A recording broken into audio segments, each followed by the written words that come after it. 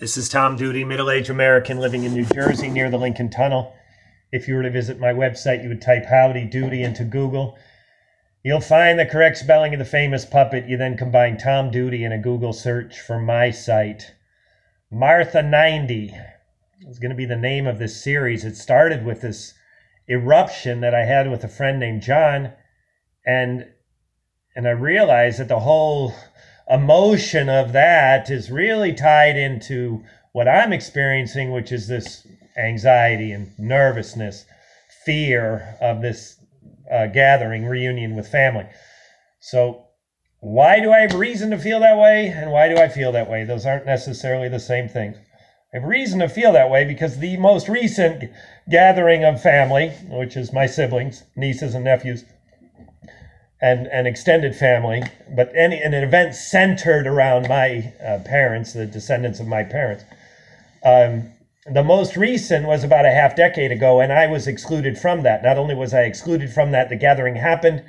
30 people show up in Wisconsin, my mother's hometown. We're going to Wisconsin again this weekend. But last time I was not only excluded, but it was kept a secret from me. That secret cracked when my cousin Julie told me that she was there, felt bad, suspected I was excluded and that it might have been a secret.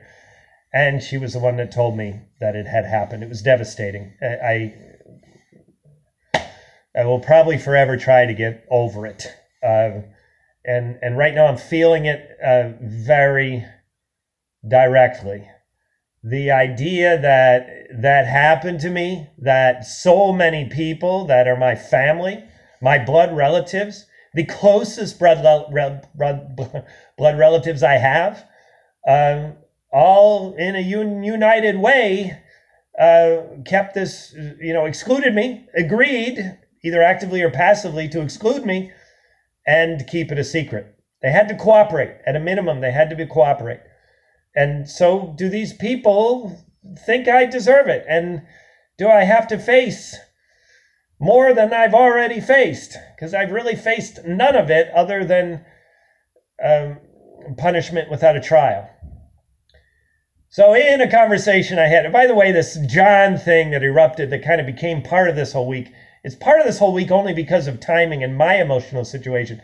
But the John thing is probably independent, triggered by some other events, but it's a long childhood friendship. We've been drifting apart, and it really appears that he's lit in the fuse and blown it up. And so that's a wound that I'm facing this week also. But it's related, I think, only by timing.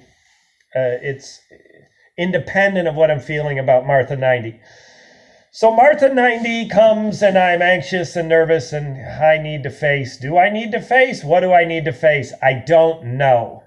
Phone conversation today was revealing. Number one, I, in childhood, received a disproportionate share of family love and attention.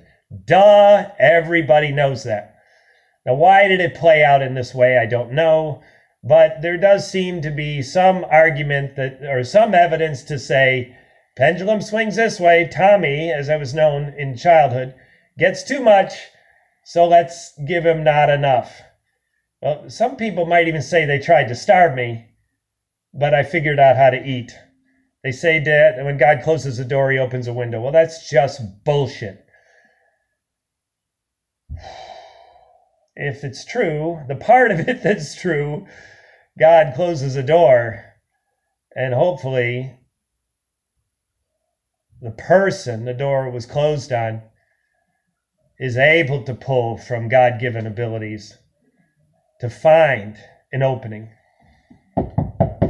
In my case, I had to knock on a new door, and I did, and it worked, and I feel whole. So even though I had a disproportionate amount of childhood family love and attention, I didn't demand it. I didn't request it. I just got it.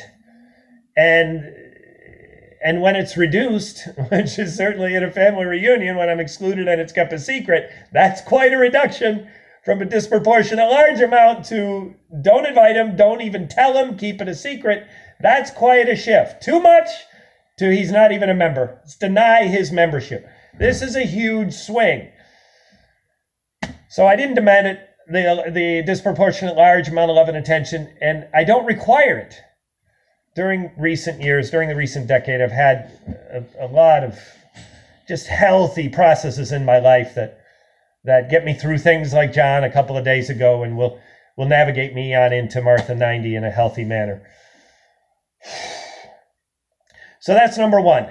Why did this happen to me? Again, I've known what I'm talking about. I've really known, but today I heard in such a way, and the timing is such that I'm now blogging about it, and I'm audio blogging about it, and I'm deliberately including visual because it's that kind of topic. So number one, why did I deserve this? Well, disproportionate, large share of family love and attention. Okay, guilty. I did receive too much. No, I don't demand it. No, I don't. I didn't request it, and no, I don't demand it, and I can do just fine. Reduced. Disproportionate large share down to you're excluded, we deny your membership, it's a secret. Okay, I can handle both swings of the pendulum. So that's number one. Number two is the speech that I made at David's funeral.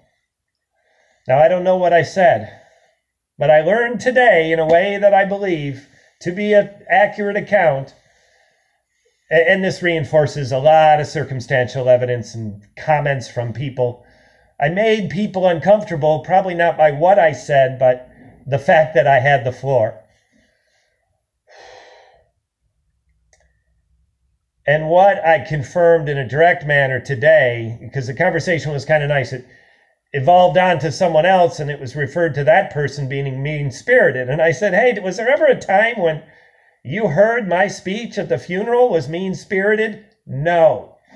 So I know in my heart, the way I felt that day, that there was no meanness. I didn't blame anyone for David's death. It was not mean-spirited. I knew that.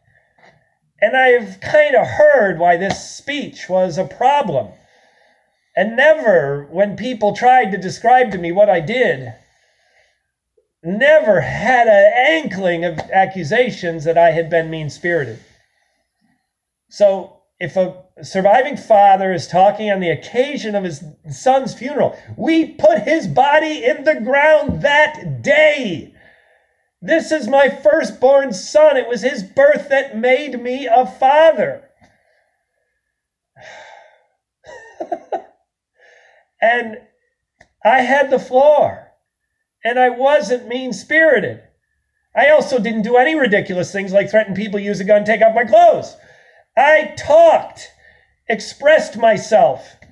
And I do know that even though I don't know what I said, I do know that I asked for help. I was humble enough to know that I could not embark on what was ahead of me without help.